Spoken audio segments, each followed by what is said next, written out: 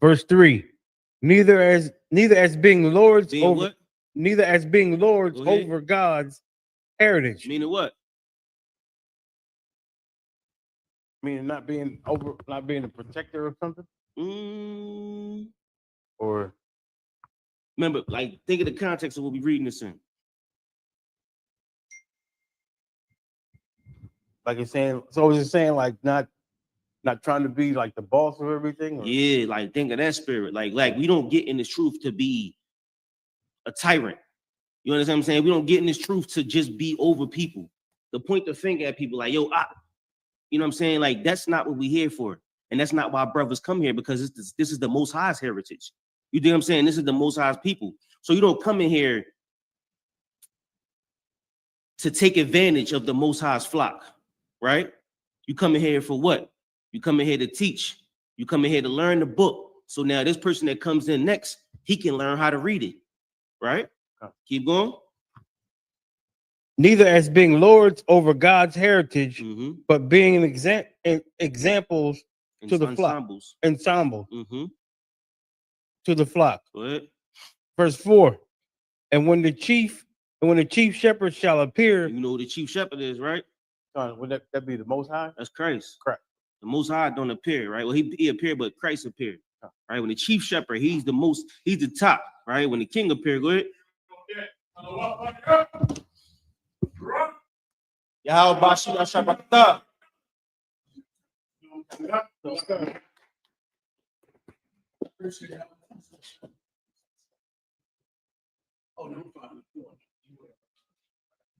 Appreciate it. Excellent job. Well done, Akim. All right. Clap it up, Akim. Let's get it on. Please allow me, por favor, to answer all your questions, a tus preguntas.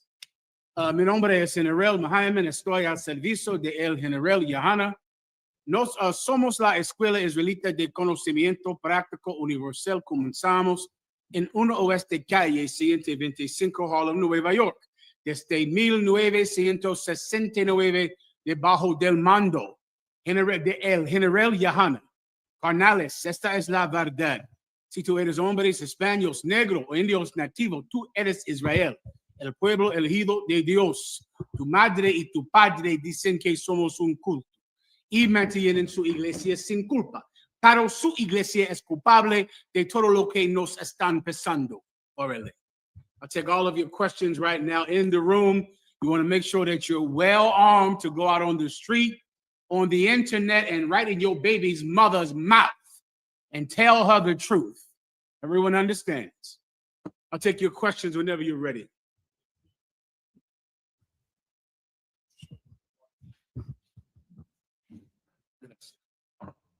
This is from. I'll grab a pen and a piece of paper, please, too, if you have it. This is from Leonard Jr. Salaki, sir, if I may, can I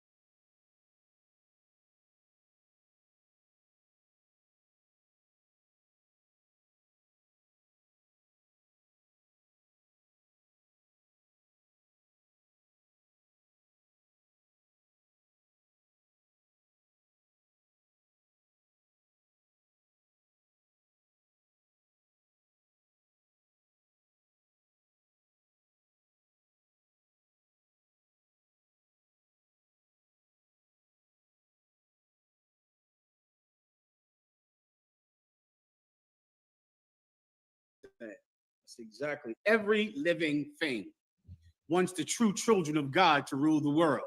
Everything is in mourning. The land is aching with anticipation. The very air that's being poisoned every day wants to know, when will the true shepherds of God rule this planet? When will the true governors govern over this world, man? The animals, the bees that are going extinct, species of animals that go extinct every day are waiting for you to rule the world. They're in suffering and they're dying for lack of your lordship. Absolutely. Absolutely. Of course, Claro KC, every living thing is waiting to see when the children of God will be revealed and when they will rule the world. Any other questions?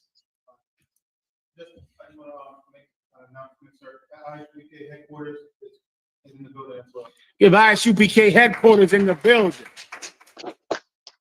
Good to see you out there. Headquarters, if you have a question, please just let me know, all right? N.W.O, sir. Let's get it on. This is from Salatiza. Mhm. Shalom, Yahweh, Shema, Shabbat, Mhm. One. Salati, if I may, sir, can I have a breakdown on Daniel chapter 6 and verse 10? Why did he pray on his knees 3 times a day? No problem. Go ahead and read it. Yes, sir. This is the book of Daniel, chapter 6 and verse 10. Now, when Daniel knew that the writing was signed, he went into his house. Let me just give you some context, all right? Daniel was living, I believe this was Babylon at the time, if I'm correct, right? He's living in Babylon, and his enemies were set in high positions in the government of Babylon, much like the enemies of Commanding General Yohana and his men in the UPK. Our enemies sit in very high positions in this country, in Great Britain, in France, all over the world. People hate us because we reveal that the true Jews are blacks y Latinos. And that is the greatest mystery on the planet Earth. It also reveals that Jesus Christ is a black man. And that is, of course, something that the world cannot exist with that truth coming out.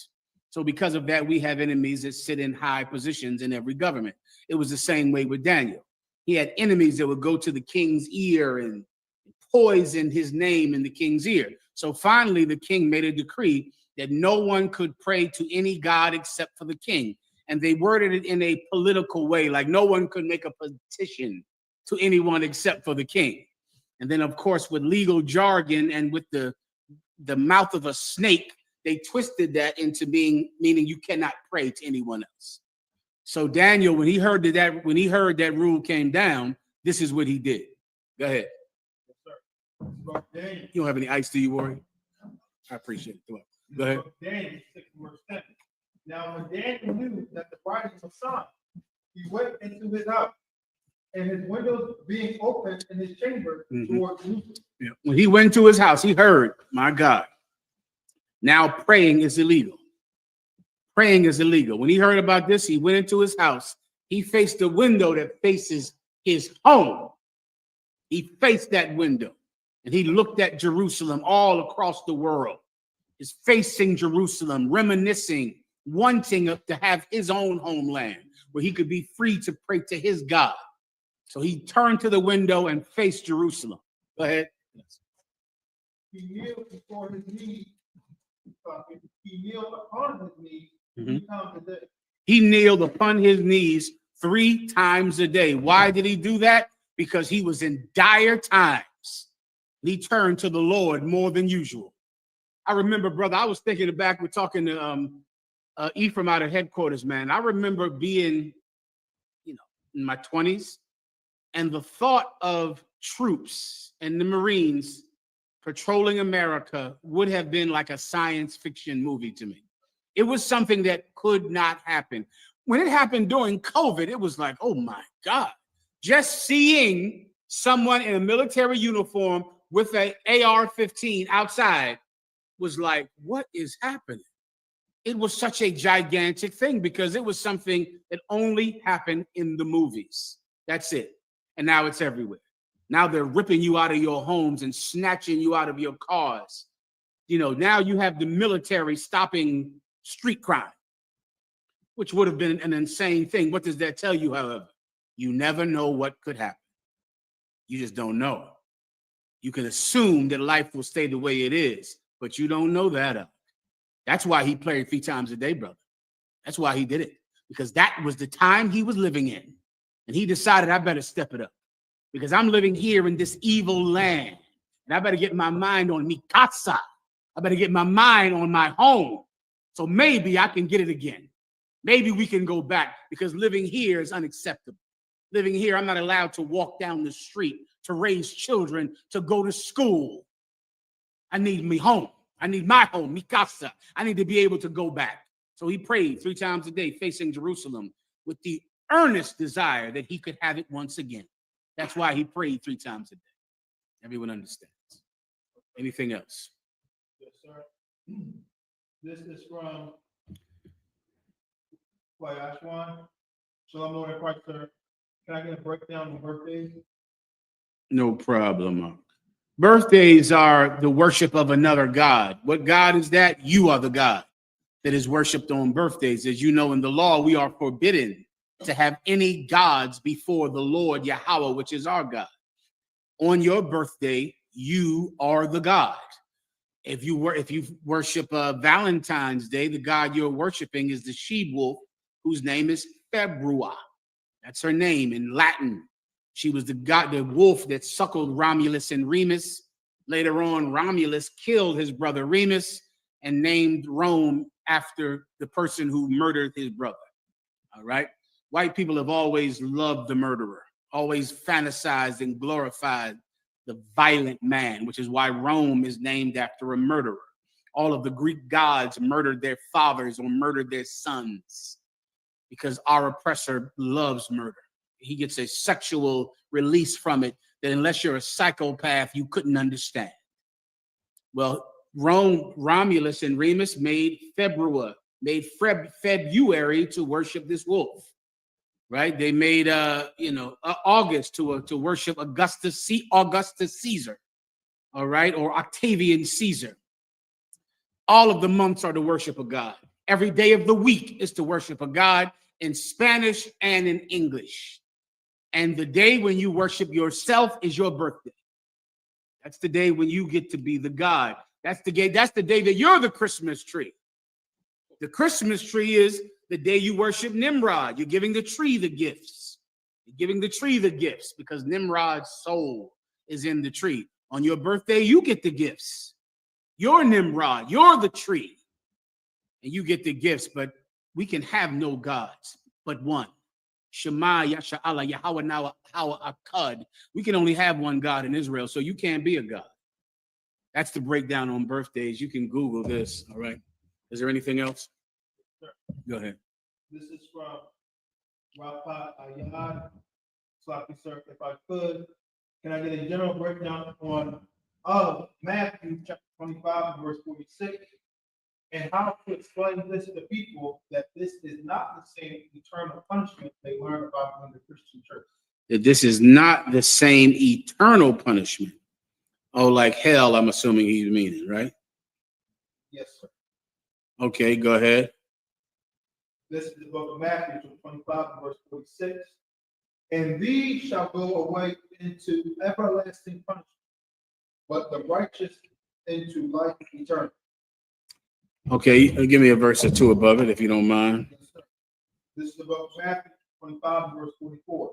Then shall they also answer him, saying, Lord, when saw we thee and hungered or athirst, or a stranger, or naked, or sick, or in prison, and did not minister unto thee? Verse 45.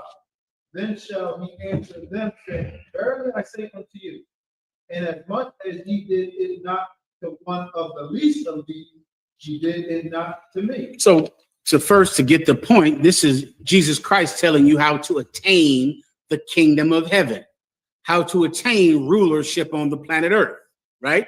What do? He's going to leave. But when you do it for his brothers, even the least of his brothers, meaning the youngest one, the baby, the trooper, the brother that carries the crates and dumps the trash, when you do it for him, you do it for me.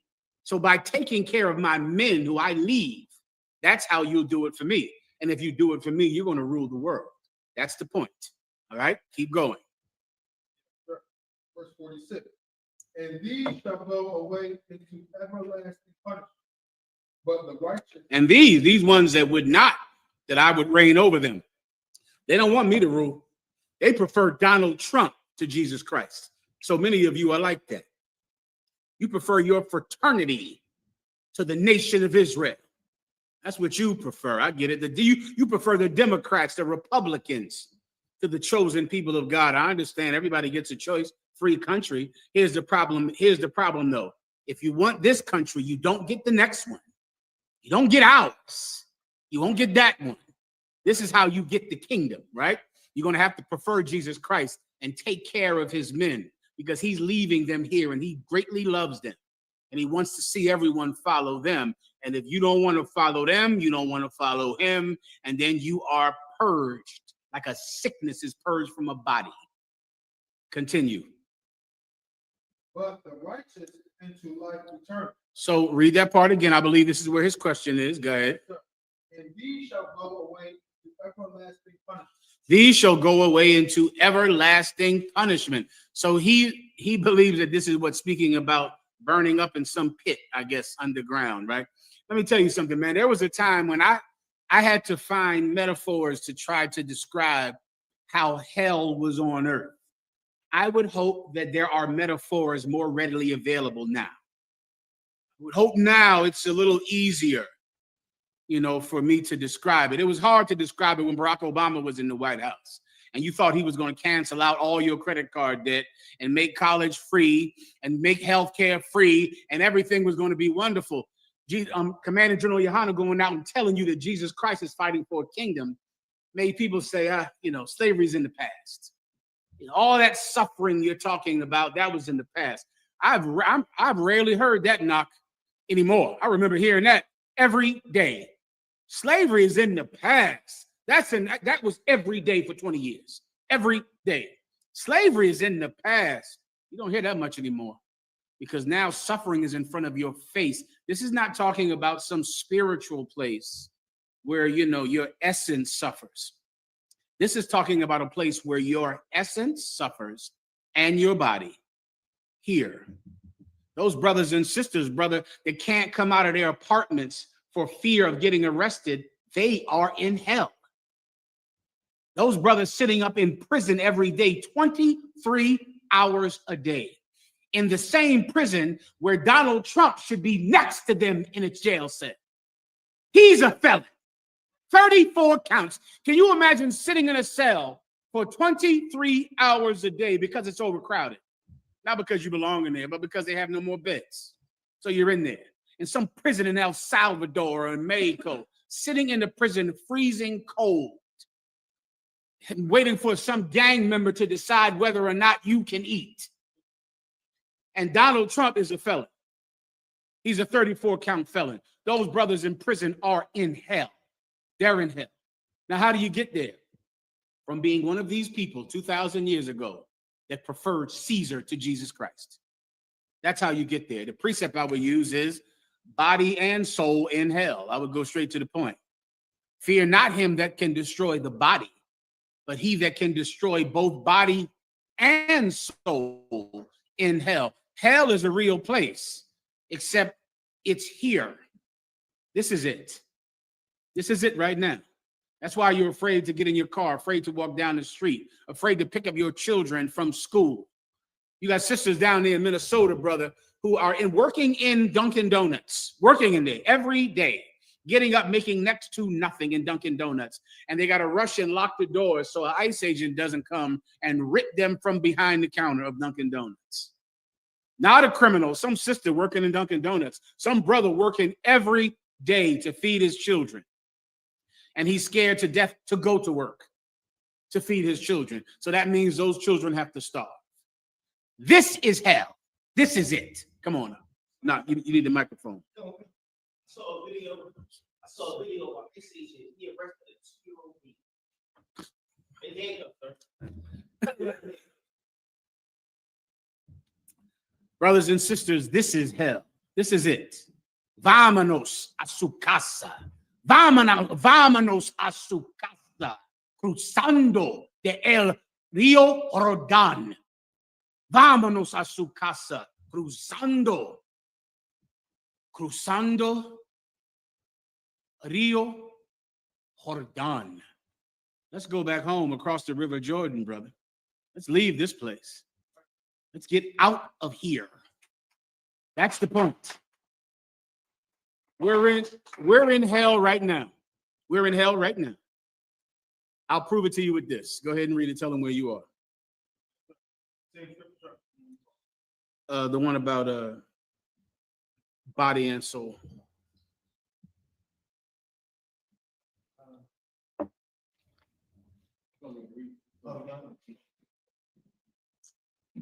The book of Matthew, chapter 10, verse 28. And fear not what kills the body. So this is Jesus Christ speaking to his men once again because he's about to leave them. And he's saying, don't fear them that shall kill the body. People that threaten your life because you speak the truth. Don't be afraid of them. Keep going. But are not able to kill the soul. You see, the people that can kill your body can't kill your soul. Keep going. But rather fear him which is able to destroy both soul and body in hell. Read that part again. This is all you need. But rather fear him which is able to destroy both soul and body in hell. You see, hell is not a place that your soul goes to. Hell is a place that you go to body and soul. We are in hell. Your body is in hell, being riddled with the COVID-19 virus and with AIDS and with high blood pressure and with diabetes and with cancer. Your body is here and your soul is here suffering from depression and sadness and misery from your childhood and misery from poverty and having to watch your mother work every day and break her back and sit home with swollen feet and to look at your father and see what not having money and the lack of self-esteem that comes from not having money, you see what it did to your father, and that hurt your soul because his soul was hurt. This is hell. This is where you go to suffer. This is everlasting suffering. Everyone understands. All right, next, please. Microphone. Please. This is the Satanic Bible. Religious holidays, page 93. The highest of all holidays is the Satanic religion. The highest of all holidays in the Satanic religion is the date of one's own birth. This is in direct contradiction to the holy of holy days of religions, which deify a particular God who has been created in anthropomorphic form of their own image, thereby showing that ego is not really fair. If Satanists feels, why not be honest? And if you are going to create a God in your own image, why not create God as yourself? Every man is a God if he chooses to recognize. That's some nonsense online. But the point is true at the core of it is that birthdays are the worship of another God, which is you. All you need to do is just look up the origin of birthdays. That's it. Oh, that's the words of the Bible. So wait a minute. So in the Satanic Bible, they're telling you how evil a birthday is, and that's why you should do it. It's the best one. Okay, well there you go. They know best. They know how to worship Satan better than me. That's for damn sure. All right, so that's so they're the experts on that. No problem. Is there anything else? Mm-hmm. Shalom, General. Shalom. Can I get a general breakdown of 1 Corinthians chapter 15 and verse 51 of the show? No problem. You got it, UK. This is the book of 1 Corinthians chapter 15 and verse 51. Mm-hmm. Behold, I shew you a mystery. We shall not all sleep, but we shall all be changed. Mm-hmm. This is for time's sake, meaning when Jesus Christ returns, and not everyone will be dead.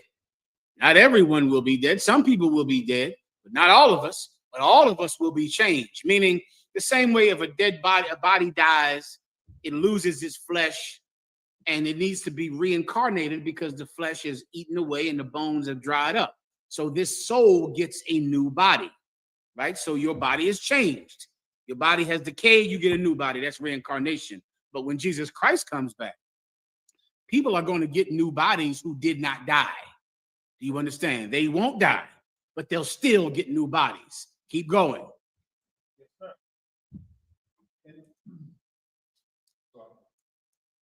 In verse 52, in a moment. In a what?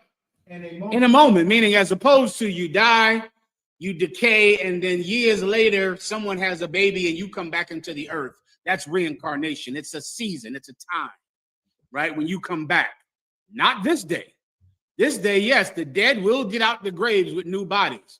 Other people who will be alive, they will still be changed in the blink of an eye. Quickly. So imagine Jesus Christ's return. You're at camp, which is always brothers in the school, their fantasy. You be at camp speaking.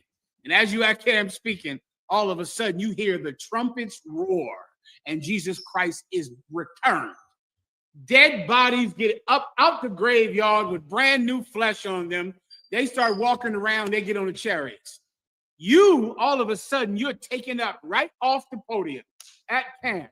And in the sky, you get a brand new body. Except this body doesn't have the trauma of being here in hell. This body doesn't have the diabetes and the blood pressure and the sickness and the sadness. You get a brand new body in the sky in the blink of an eye. That's what this precept is talking about. Something well worked for. All right. Good to go, UK? Mm-hmm.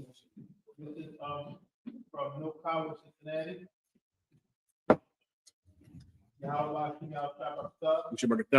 Can you break down the cloud? First Kings chapter 8 and verse 10. No problem. You got it. First Kings 8 and verse 10. Mm-hmm. And it came to pass when the priests were come out of the holy place Mm-hmm. that the cloud filled the house of the Lord. Mm-hmm. Keep going. So that the priests could not stand to minister because of the cloud, for the glory of the Lord had filled the house of the Lord. Give me some context. This when Moses. This is the first Kings. Okay, remind me what this is about if you could. I don't recall. Oh, verse 9. Mm-hmm. I'll start at verse 9. Please. Verse 9. There was nothing in the ark save the 2 tablets of stone, Mm-hmm. which Moses put there at rest Mm-hmm. when the Lord made a covenant with the children of Israel when they came out of the land of Egypt. Mm-hmm. Verse 10. It came to pass when the priests were come out of the holy place that the cloud filled the house. I might need a little more. I just can't recall what's happening here. Yes, sir. Say again now. This is Kings. This is not I got you. Moses, we talked about because of the 10 Commandments. Is this when Solomon became king? Take me to that just so I can get the context, all right? Go ahead. He was already king. I just can't recall this incident.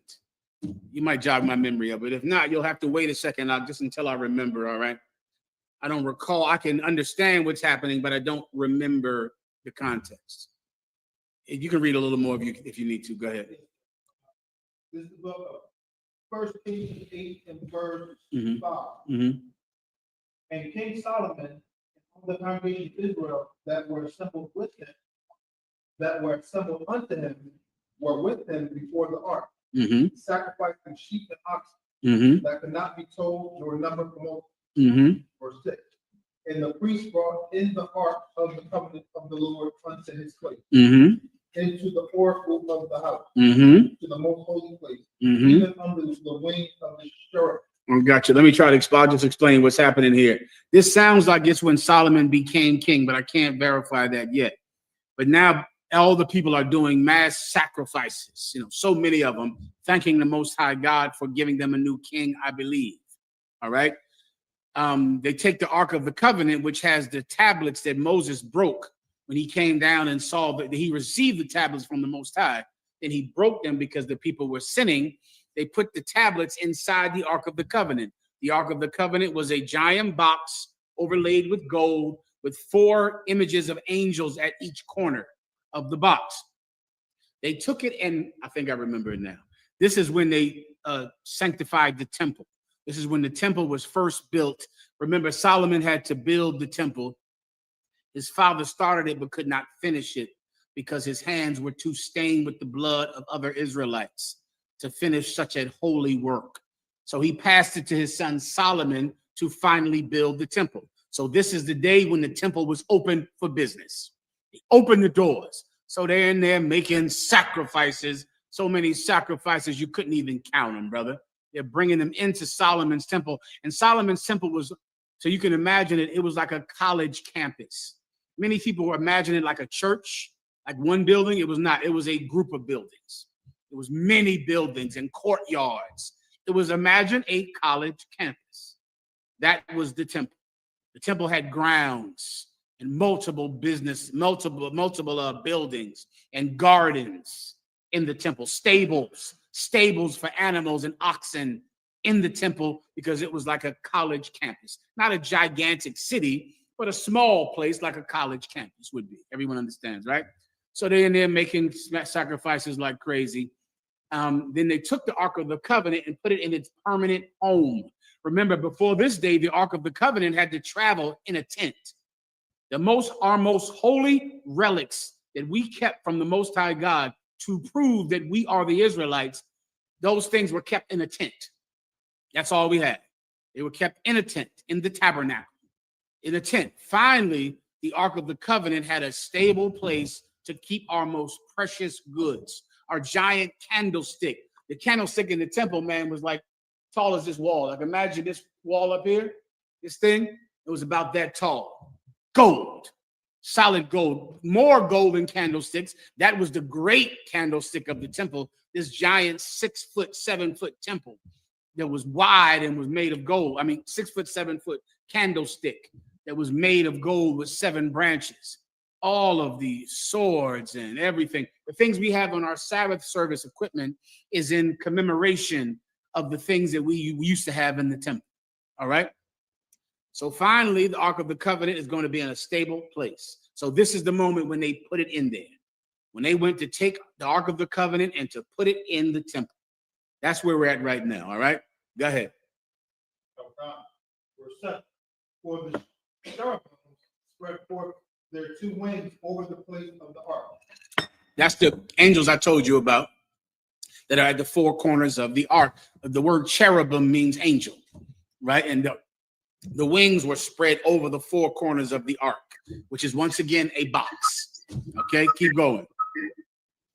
And the cherubim covered the ark and the staves thereof above. Keep going. The staves is the staffs. There were staffs going through the sides of the golden box, which is the Ark of the Covenant, and these giant golden angels covered the staffs, right? So you can look online and see an artist's depiction of it. We should have some in the school, but that's what he's describing right now, the Ark of the Covenant. Keep going. Verse 8. And they drew out the stave, that the end of the stave were seen out in the holy place before the ark. So they took the staffs out of the side of the Ark of the Covenant, which is why we have these staffs right here in every Israelite school of UPK. That was a common practice, to put your name on a staff, your family lineage on a staff. And these staffs went through the sides of the Ark of the Covenant so the Levite priest could carry it.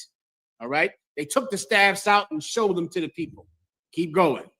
That the end of the staves were seen out in the holy place before the oracle, and they were not seen without. The oracle is speaking about the place where they kept the Ark of the Covenant. Keep going. And there they are unto this day. And that's where they are unto this day, which is at the time when this was written down by the author. Keep going. Verse 9. Now I think we can skip down to the point. Verse 10. Go ahead.